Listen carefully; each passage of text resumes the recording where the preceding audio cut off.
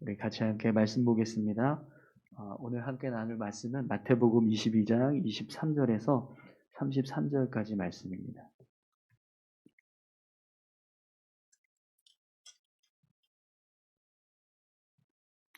마태복음 22장 23절에서 33절까지 같이 함께 봉독하겠습니다. 부활이 없다 하는 사두개인들이 그날 예수께 와서 물어 이르되 선생님이여, 모세가 일렀으되 사람이 만일 자식이 없이 죽으면 그 동생이 그 아내에게 장가들어 형을 위하여 상속자를 세울지니라 하였나이다.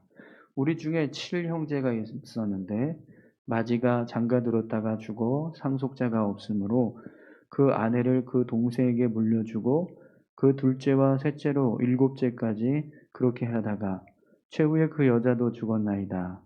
그런즉 그들이 다 그를 취하였으니 부활 때에 일곱 중에 누구의 아내가 되리이까?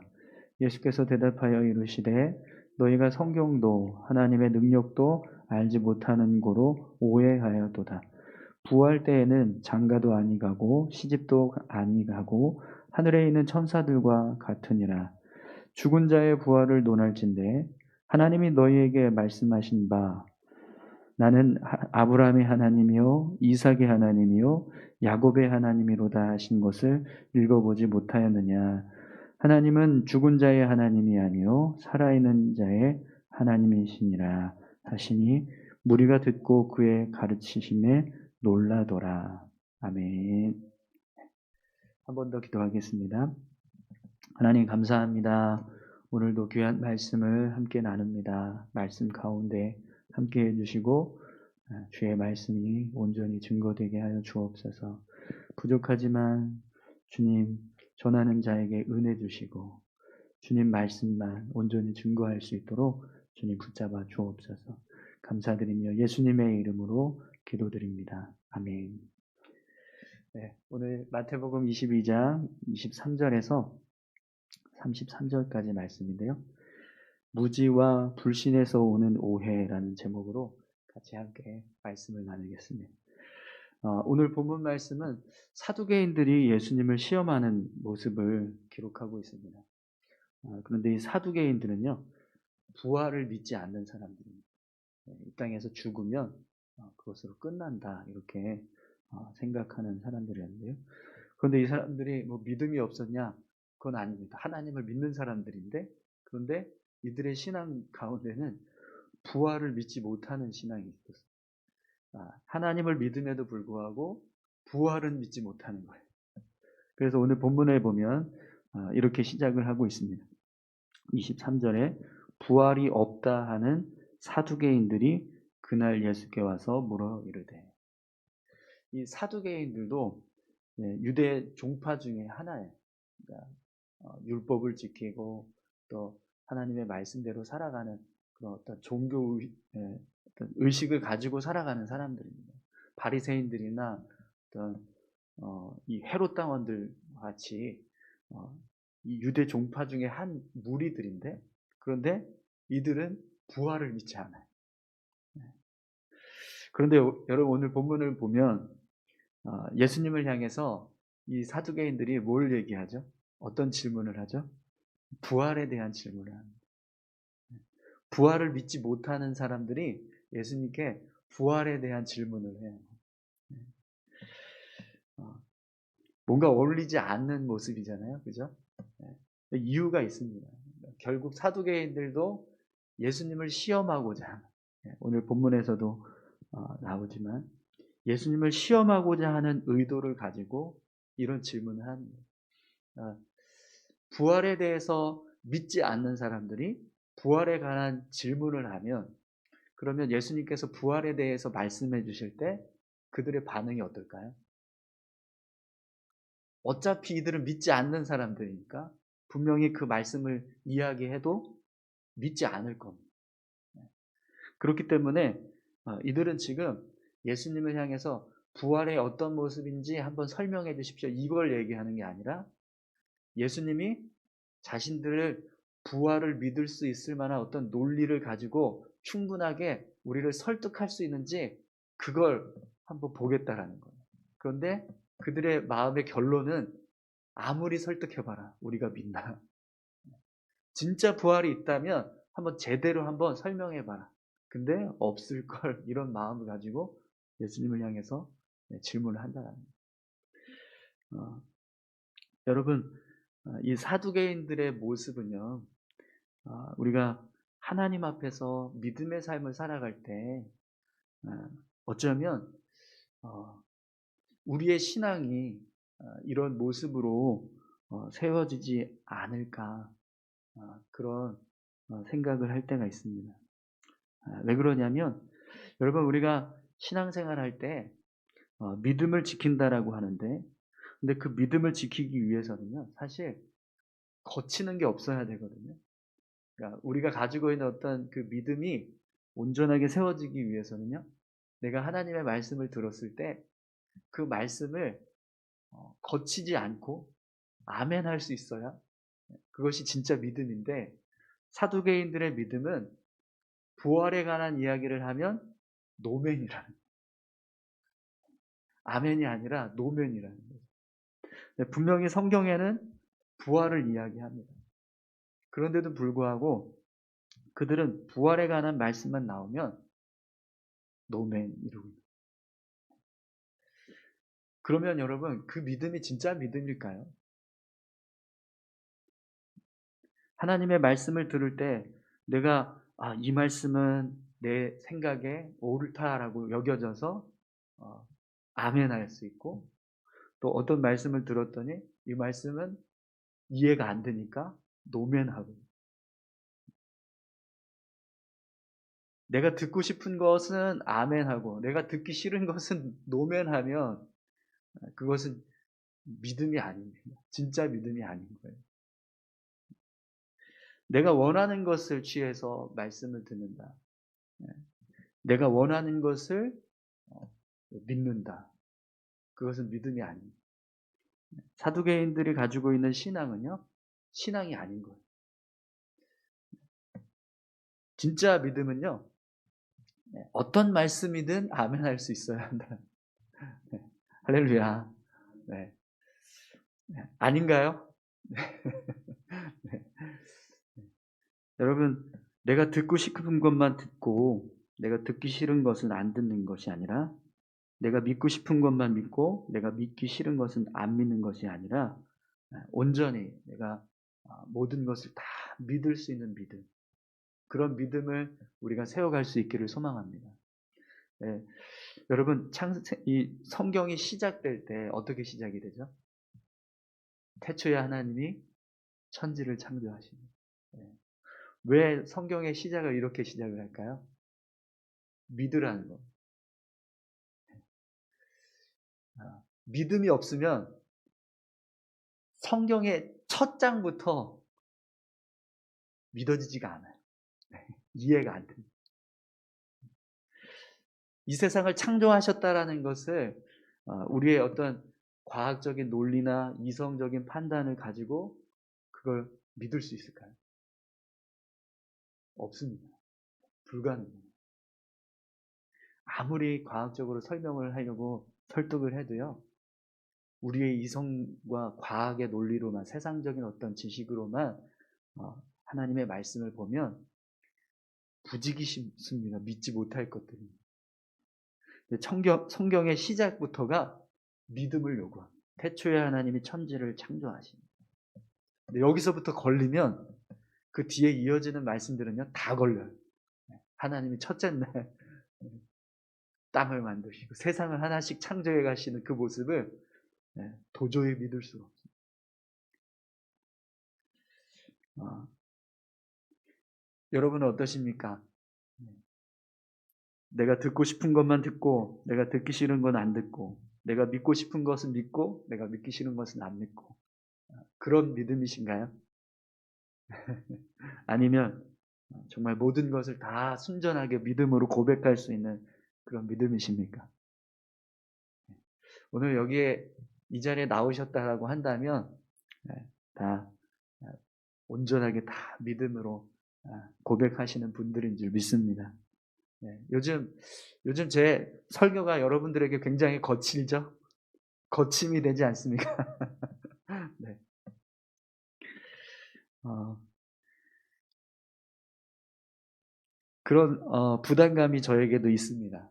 말씀을 전할 때 성도들이 위로받고 격려를 얻고 또 뭔가 이렇게 은혜를 입고 그래서 이 설교 듣고 나면 뭔가 감동이 있고 기쁨이 있고 즐거움이 있고 그렇게 설교하면 좋겠다 그런 마음이 있습니다. 그래서 어떻게 보면 제가 설교할 때보다 우리 부목사님 설교할 때 이게 더 좋아하시는 것 같아요. 네. 부목사님 설교 스타일은 저랑 완전히 달라요. 다르죠? 네. 어, 그런데 여러분, 제가 하나님 앞에서 어떻게 하면 교회를 잘 세울 수 있을까? 어떻게 하면 성도들을 잘 세울 수 있을까? 그런 마음으로 말씀을 보면서 그 말씀에 있는 내용들을 가지고 설교를 준비합니다. 그런데 그렇게 설교를 준비하다 보면 저도 모르게요. 내용이 그렇게 채워져요. 그러니까 제가 원하는 어떤 그런 그림이 아니라 그냥 말씀에서 보여주는 것, 제가 감동받은 것 가지고 채워가다 보면 결국에는 결론이 그렇게 되더라고요. 아, 제가 한 번은 그랬어요. 하나님께. 하나님, 이렇게 설교했다가 저 잘려요. 네. 다들 기분 나빠서 교회 안 나오면 어떡합니까? 그런 마음이 들더라고요. 어, 근데 제가 이 자리를 지키기 위해서 여러분들에게 말씀을 전해야 한다면 그렇게 할 수 없게 되겠죠. 그런데 그러면 하나님의 말씀이 제대로 증거가 안 됩니다. 제가 이 자리를 지키기 위해서 여러분들에게 듣기 좋은 설교, 기분 좋은 설교, 그냥 무조건 잘하고 있습니다. 열심히 하십시오. 격려하고 칭찬하고 그렇게만 하는 설교를 한다면 물론 뭐 칭찬은 고래도 춤추게 한다는데 칭찬해주면 어디 덧나냐 이렇게 말씀할 수도 있을 겁니다. 그런데 여러분 그렇죠. 그럴지라도 우리가 들어야 될 말씀이 있습니다. 그리고 우리가 순종해야 될 모습들이 있고요. 오늘 저와 여러분들이 사두개인과 같은 그런 믿음이 아니라 정말 하나님 앞에서 모든 것을 다 순전하게 믿을 수 있는 그런 귀한 믿음의 모습들이 있기를 소망합니다. 오늘 본문을 보면 이 사두개인들이 예수님을 시험하는 내용을 보십시오. 참 재미있는 이야기를 해요. 24절에서 28절까지 말씀을 한번 볼까요? 선생님이여 모세가 일러스되 사람이 만일 자식이 없이 죽으면 그 동생이 그 아내에게 장가들어 형을 위하여 상속자를 세울지니라 하였나이다. 우리 중에 7형제가 있었는데 마지가 장가들었다가 죽어 상속자가 없으므로 그 아내를 그 동생에게 물려주고 그 둘째와 셋째로 일곱째까지 그렇게 하다가 최후에 그 여자도 죽었나이다. 그런즉 그들이 다 그를 취하였으니 부활 때에 일곱 중에 누구의 아내가 되리까? 부활을 부정하는 이 사두개인들이 지금 예수님께 질문을 하는데 이 유대인들은 계대결혼이라고 하는 풍습이 있습니다. 형이 자식이 없이 죽었을 경우에 동생이 대를 이어서 형의 아내와 결혼을 하고 형의 대를 대신 이어주는 계대 결혼 풍습이 있는데 7형제가 있는데 첫째부터 7째까지 다 그렇게 자식이 없이 죽고 결국에는 그 여인까지 이제 죽었습니다. 그리고 나서 부활을 하면 도대체 이 여인은 누구의 아내가 되겠냐? 첫째부터 7째까지 다 결혼한 남편인데 그럼 누구의 아내가 되겠습니까? 이런 질문입니다. 예. 이 이야기를 듣는 순간 그러면 진짜 누구의 아내가 될까? 부활이 있다고 하면은 야 나중에 이 일곱 형제가 싸우는 거 아니야? 어? 이 여인은 내 아내야라고 막 서로 싸우고 있는 거 아니야? 이런 생각이 들지 않을까요? 야, 그럼 부활이 진짜 있을까? 나중에 그렇게 서로 막 다투면서 그런 일이 벌어진다고 하면 이게 가능할까? 네. 이런 생각이 들 만한 그런 질문이에요. 그런데 이 질문에는요, 한 가지 오류가 있습니다. 예수님이 뭐라고 말씀하시죠? 예수께서 대답하여 이르시되 29절입니다. 너희가 성경도 하나님의 능력도 알지 못하는 고로 오해하였도다. 부활 때에는 장가도 아니 가고 시집도 아니 가고 하늘에 있는 천사들과 같으니라. 이 사두개인들이 가지고 있는 이 믿음은요, 성경을 제대로 알지 못한, 하나님에 대해서 제대로 이해하지 못하는 사람입니다. 그러니까 이 부활에 관해서도요, 그냥 이 세상적인 논리로 보는 거예요. 인간적인 생각으로 보는 거예요. 이 세상에서는 일곱 형제들이 다 이 여인을 아내로 취했으니까 누구의 아내가 될지 이해할 수 없는 그런 상황이 될 수 있겠지만 사실은 천국에서는요, 이 부부 관계가 전혀 의미 없는 관계이거든요. 여러분, 하나님께서 이 땅에서 부부 관계, 남자와 여자를 이렇게 한 몸 되게 하시고 결혼하게 하셔서 가정을 이루게 하시는 이유가 뭐죠? 번성하게 하시는. 이 땅에서 번성하게 하시는. 창세기 1장 28절 말씀. 하나님이 그들에게 복을 주시며 하나님이 그들에게 이르시되 생육하고 번성하여 땅에 충만하라. 땅을 정복하라. 바다의 물고기와 하늘의 새와 땅에 움직이는 모든 생물을 다스리라 하신. 남자와 여자를 만드셔서 한 가정을 이루게 하신 이유가요, 생육하고 번성하게 하시고. 그런데 천국에서는요, 생육하고 번성할 필요가 없어요. 죽음이 없기 때문에. 또 하나님께서 남자와 여자를 창조하셔서 결혼을 하게 하신 이유 중에 하나는요, 외로움을 달래주기 위해서. 창세기 2장 20절 말씀에 아담이 모든 가축과 공중의 새와 들의 모든 짐승에게 이름을 주니라. 아담이 돕는 배필이 없으므로. 아담이 다 모든 가축들의 이름을 지어주고 새들의 이름을 지어주고 모든 짐승들의 이름을 지어준. 근데 다 쌍쌍이에요. 그 쌍쌍의 모습을 보는데 하나님이 딱 보실 때요, 아담은 혼자인 거예요. 그래서 돕는 배필이 없다라고 표현해요. 외로워하는 그 아담의 모습을 보고 하나님이 여자를 창조하셔요. 돕는 배필로. 그래서 두 사람이 한 가정이 돼서 서로 그 외로움을 달래주는 관계로 세워주신 거예요. 그런데 천국은요, 외로움이 없어요. 천국은 기쁨만 있고 감사만 있고 찬양만 있고, 뭐 외롭고 슬프고 죽음이 있다거나 그런 곳이 아니라는 거예요. 그래서 하나님께서 천국에서 우리를 부활하게 하시면 우리의 모습은요, 이런 이 땅에서의 어떤 부부관계, 이 땅에서의 어떤 인간관계, 이런 것들이 기억에 남고 그런 마음은 있지만 그것이 지금처럼 계속 관계를 유지해가고 그러지는 않는다. 오늘 예수님께서 그런 말씀하시죠? 천사와 같이 있다. 어떤 영적인 존재로서 우리가 천국에서 거하게 된다는. 그렇기 때문에 사실 이 사두개인들의 질문은요, 질문 자체가 이미 시작이 잘못돼요. 오해하고 예수님을 향해서 지금 질문하는 거거든요. 성경에 대한 무지와 자신들이 가지고 있는 어떤 믿음을 믿지 못하는 어떤 원하는 것만 믿고 원하지 않는 것을 믿지 않는 그런 어떤 왜곡된 믿음,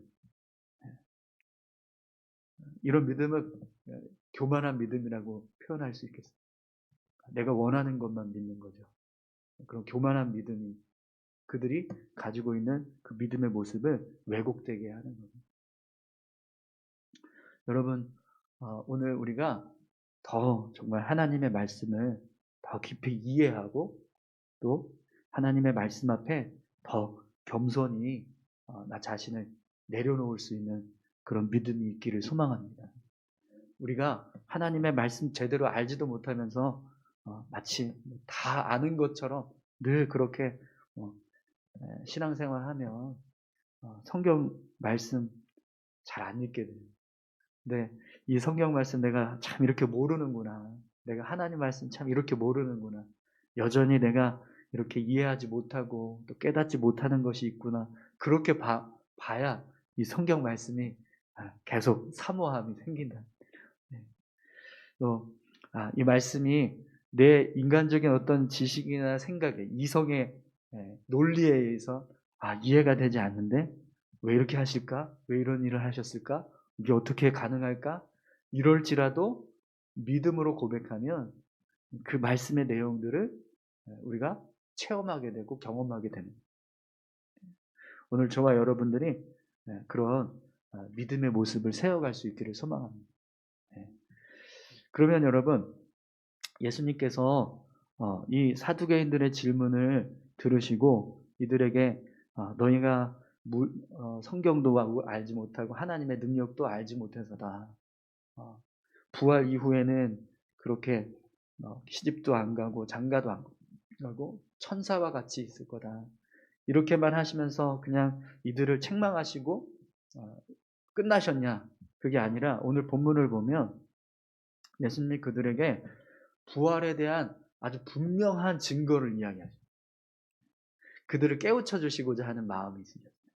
너희들이 가지고 있는 그 부활에 대한 불신을 깰 수 있는 결정적인 증거가 있다. 그걸 지금 31절부터 말씀하세요. 우리 다 같이 함께 읽겠습니다.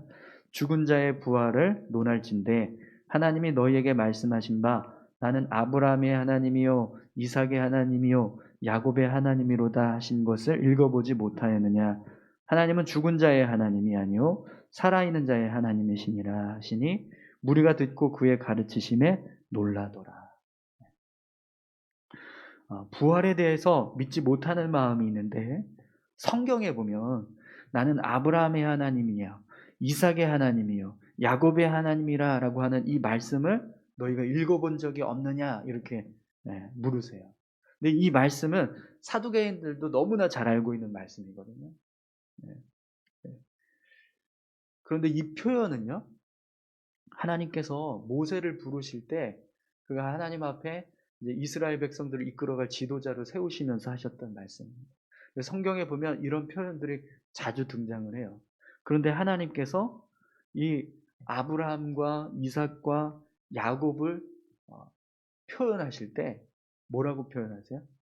내가 아브라함의 하나님이었었다. 이삭의 하나님이었었다. 내가 야곱의 하나님이었었다. 그러니 이제부터는 너의 하나님이 되겠다. 이렇게 말씀하시지 않아요. 나는 아브라함의 하나님이요 이삭의 하나님이요 야곱의 하나님이다.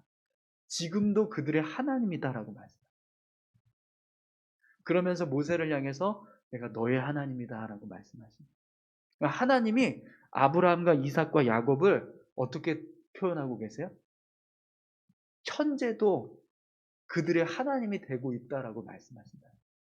그러니까 과거에 있었던 이 땅에서는 이미 생을 마감하고 이 땅을 떠난 사람들이지만 하나님이 보실 때는요 지금도 살아있어요. 지금도 그들을 향해서 내가 하나님 되고 있다라고 말씀하신다는 거예요. 왜 이렇게 말씀하실까요? 천국에 같이 있으니까요. 네. 천국에서는 같이 지금 하나님과 함께하고 있거든요. 그러니까 하나님이 보실 때는 바로 앞에 있는 아브라함을 향해서 말씀하시는 것과 똑같이 얘기하시는 거예요. 나는 아브라함이 하나님이고 이삭이 하나님이고 야곱의 하나님이야. 그러면서 모세 난 너의 하나님이야. 이렇게 말씀하신다. 네. 예수님께서 그래서 뭐라고 말씀하세요? 하나님은 죽은 자의 하나님이 아니요 살아있는 자의 하나님입니다. 네. 할렐루야. 네. 우리가 이 땅에서 생을 마감하고 그냥 끝나는 게 아니라 하나님 앞에 가서 다시 살아난다는. 그리고 아니, 죽은 게 아니에요. 그냥 살아있는 존재로 가는 거예요. 영적으로는 계속 가고 있는 겁니다. 육신이 죽었을 뿐이지 우리의 영혼은 하나님 앞에 이 땅에서 있다가 이 땅에서 생을 마감하는 순간 하나님 앞에 서는 거예요. 죽은 게 아니라 살아있다라는 겁니다.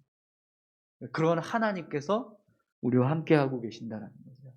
그걸 예수님께서 말씀하셨어요.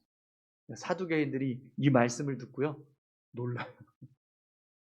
자신들이 가지고 있었던 부활에 대한 부정하는 마음이 있었는데, 우리는 성경을 아무리 읽어봐도 부활의 증거를 못 찾았는데, 예수님은 단지 나는 아브라함의 하나님이요 이삭의 하나님이요 야곱의 하나님이다라고 하는 이 말씀 하나만으로도 부활의 증거가 있다는 걸 분명하게 그들에게 알려주고. 네. 그러니까 사두개인들이 놀라 자빠지게 더 이상 말을 못해요. 하나님은 우리에게 이런 일을 하기 원하십니다. 우리가 몰랐던 것, 우리가 알지 못했던 것, 우리가 깨닫지 못했던 것 끊임없이 깨닫게 하시길 원하십니다. 우리의 어떤 지식이나 인간적인 이성이나 우리의 생각으로 보면 절대로 이해되지 못하는 말씀들입니다. 그러나 이 속에는 분명히 진리가 담겨져 있습니다. 생명이 담겨져 있고, 이 속에는 정말 내가 붙잡고 내 인생 가운데서 삶을 살아가야 할 이 땅에서의 삶의 방법이 다 담겨져 있다. 그래서 이 말씀을 붙잡고 우리가 지금도 살아가는 줄 믿습니다. 여러분, 오늘 저와 여러분들이 이 사두개인들처럼 예수님 앞에 무지함으로, 연약한 모습으로 그렇게 자신들이 가지고 있는 어떤 생각으로만 하나님의 말씀을 대하고 믿음을 세워가는 것이 아니라 예수님께서 우리의 무지를 깨우쳐 주시고 우리의 신앙을 바꿔주시려고 하시는 그 모습, 성령께서 우리 가운데서 역사하셔서 하시는 일이거든요. 우리가 성령의 그 인도하심 가운데 온전히 우리의 신앙을 맡겨드릴 때 우리가 이렇게 신앙을 바로 세워가고 믿음을 온전하게 세워가는 그런 귀한 은혜들이 있게 될 줄 믿습니다. 우리 이 시간 같이 함께 기도하실 때요, 하나님, 내 생각이나 내 이성적인 판단으로 하나님의 말씀을 대하고 또 내 신앙생활을 해 나가는 것이 아니라 하나님께서 주시는 지혜와 또 은혜로 우리를 깨우쳐 주셔서 하나님 앞에 온전히 우리의 믿음이 바로 세워져 갈 수 있게 해달라고 우리 다 같이 함께 기도하겠습니다. 함께 기도합니다. 살아서 역사하시는 아버지 하나님 감사합니다. 하나님, 우리의 삶을